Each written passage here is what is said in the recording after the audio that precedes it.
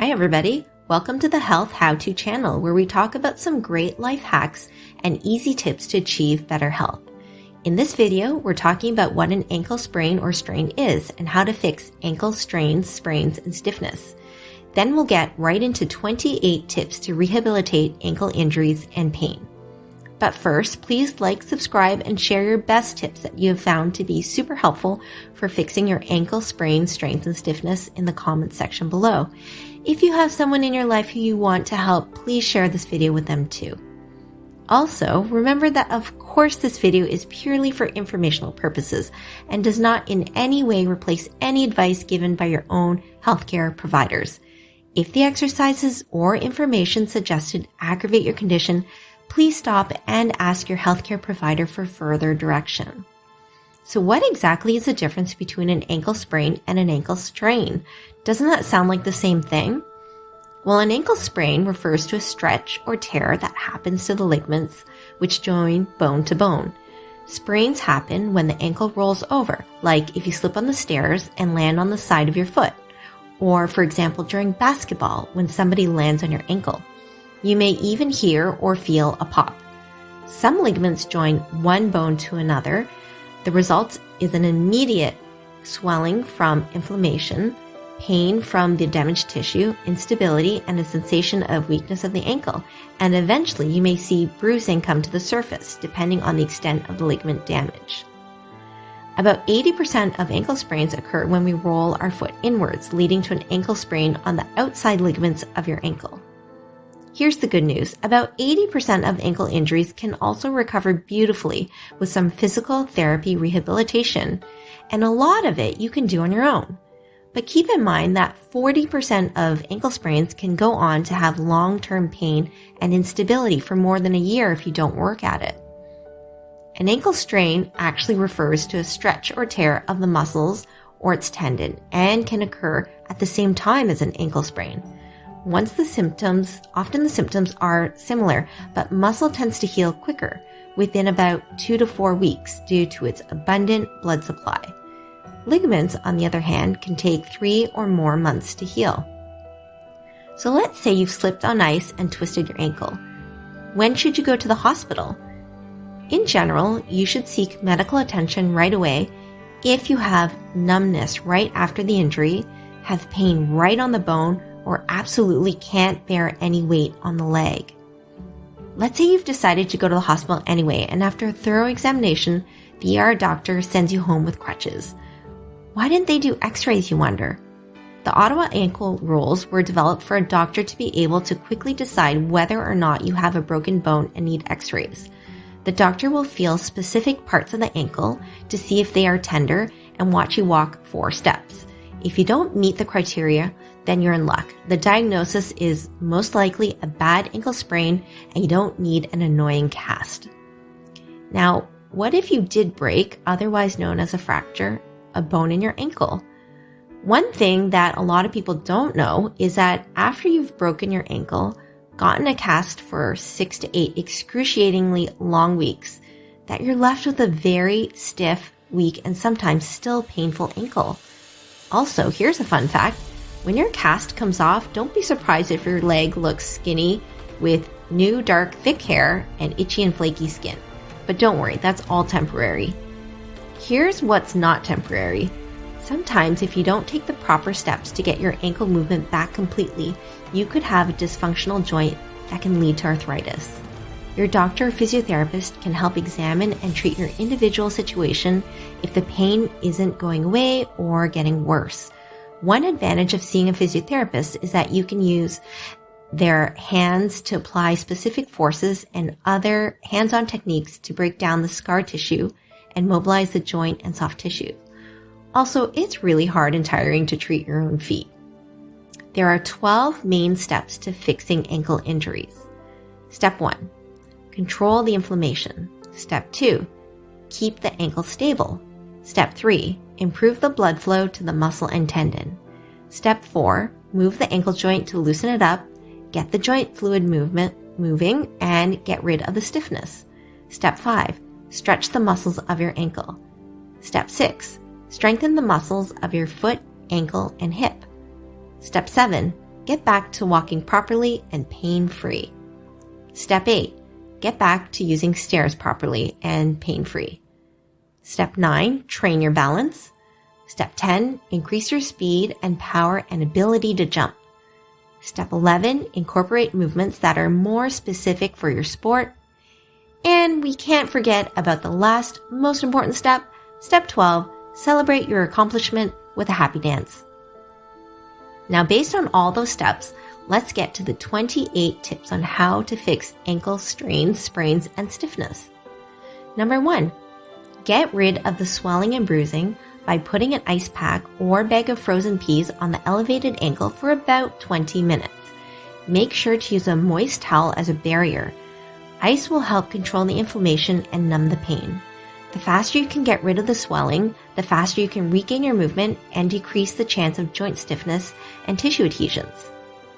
Number 2, another way of reducing swelling is to do a contrast water bath. Take 2 buckets that you can comfortably fit your foot into and fill one with ice cold water and one with the hottest temperature you can handle comfortably. Put your bad ankle into the cold water bucket for about 1 minute. Then put your bad ankle in the hot water bucket for 4 minutes and gently perform ankle circles clockwise and counterclockwise. Repeat the process 5 times. Number 3, if you find that your leg is sore, perhaps from straining other muscles in your leg, you can have a warm Epsom salt bath. The magnesium in the Epsom salts will help decrease inflammation and relieve your sore muscles and pain. Try adding 1 to 2 cups of Epsom salts to your bath water. Number 4, if the pain is so bad that you can't even sleep at night, do consider taking an over-the-counter anti-inflammatory if you don't have stomach, kidney, or heart conditions. Anti-inflammatories can help with joint stiffness, inflammation, and arthritis symptoms. Examples include aspirin, Advil, Motrin, and Aleve. Ask your pharmacist for guidance. Number 5, whenever you get the chance, rest your foot on a pillow above heart level to drain the remaining swelling. Number 6, use a tensor bandage to compress the ankle and control the swelling. Number 7, wear an ankle brace to stabilize the ankle and prevent further injury to the tissue. An ankle brace can really help with the pain of weight bearing through the bad ankle and stop you from developing a bad limp. Keep it on at the beginning anytime you're on your feet. After about 3 to 6 weeks, try to start weaning yourself off and eventually wear the ankle brace only when you first start getting back into sports. Number 8, do your A to Z exercise to get back your ankle movement. Using your toes, imagine that you are tracing the letters of the alphabet. Really exaggerate the motion at the ankle. Start with capital letters, then lowercase, and finally cursive as the exercise gets easier. These exercises are really great to help with the mind-body healing connection. Number 9, try not to limp when you walk. Go slower or take smaller steps. Try to bear weight through the bad ankle and position your foot as normally as possible. You don't need any more problems with other body parts. Number 10, use a cane or crutches if you're having trouble putting weight through your bad ankle. Remember to hold the cane on your good side so that you always have a tripod base of support. Number 11, when you're using the stairs going up and down 1 step at a time, remember the saying, good foot to heaven, bad foot to hell, meaning you're going to go upstairs leading with your good foot first, then downstairs leading with your bad foot first. Obviously hold on to the handrail. You may also want to consider installing a second handrail on the other side if you can see that this will be a long-term problem like arthritis. Number 12, stretch out your calf muscles by doing the runner stretch. Get into a lunge position with the bad ankle behind, toes facing forwards. Lean forwards to feel a stretch in the back of the leg for 30 seconds. Then, keeping the same position, bend the bad knee to stretch out the lower calf muscle for another 30 seconds. Number 13, foam roll your calf or use a pastry rolling pin to get the back of the leg loosened up. Number 14, warm up your ankle before getting out of bed. After sitting for a long time, and definitely before sports. Try the ABC exercise and then move on to light jogging on the spot, alternating heel drops, or 5 minutes of biking. Number 15, work on your balance by standing on one foot with your eyes open for 30 seconds. When that gets easy, try doing it with your eyes closed for 30 seconds. Then progress to reaching forwards and sideways while standing on one foot. I know balance exercises can be boring, but after your first bad ankle sprain, you could be 60% likely to sprain it again because the ankle hasn't been retrained to handle uneven ground or quick changes of position. Anybody with chronically unstable ankles and who has had the experience of rolling their ankles while just walking on flat ground knows what I'm talking about. Number 16, progress your balance by standing on a cushion or memory foam pillow on one leg for 30 seconds. Number 17, wear good supportive shoes with rubber soles, preferably a well-fit running shoe. What should you look for in a good fitting running shoe? A, the length of the shoe should have about 1 thumb's width of space from your longest toe. B, the width should be wide enough that your toes can spread apart comfortably. Try doing a reverse lunge to test how the toe bends. C, make sure that the midfoot supports you well. Some running shoes are meant for wider feet, and if they are too wide, your foot can roll too much, leading to another ankle sprain. D, consider a slightly bigger running shoe if you do a lot of sports or walking to allow for your foot to expand when it swells. E, make sure that your heel fits nicely. If the heel depth is too shallow or wide, then your heel will keep coming out. If the heel depth is too deep or tight, you can get blisters from the constant friction. F, if you really love your current running shoe, but it feels slightly uncomfortable over the midfoot, like it pinches or doesn't support you just right, try to adjust your lacing style. Google all the different ways to lace up your shoes, like using every other hole or only lacing up the sides. G, and lastly, here's some bad news. It's not only our bodies that can get fat and flat with age. Our feet never stop growing and our arches also flatten with age and after pregnancy. So that means it's a good idea to re-measure your feet from time to time. Tip number 18, consider a shoe that covers the ankles if you find that you're always spraining your ankles. Basketball shoes or hiking boot style running shoes can be good options. 19. I don't think I need to state the obvious, but in case you're wondering, no, you shouldn't wear high heels when you're trying to recover from a sprained ankle. Number 20. Sometimes orthotics or custom shoe inserts can be really helpful when it comes to correcting flat feet or high arches. Not only can they help with foot or ankle pain, they can also help or prevent knee, hip, and back issues too.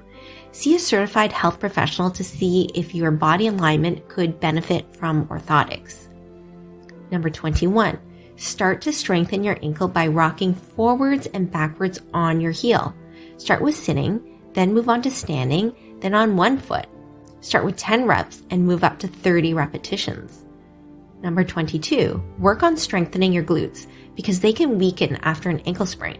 Try starting with lying on your side and doing leg lifts 30 times. Number 23.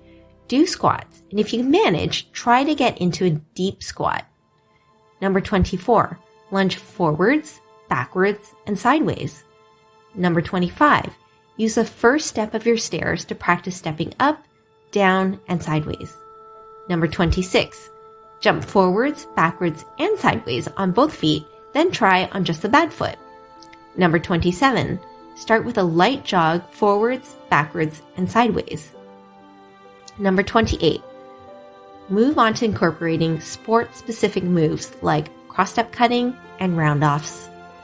If you have some great health tips that helped you to fix your ankle sprain, strain, or stiffness, I'd really appreciate it if you could share them down below in the comments section so that we can all benefit in our personal journey to better health. Please subscribe and turn on notifications so you don't miss any health how-to videos where we talk about easy ways to improve your health. Thanks for watching, and I'll see you in the next video.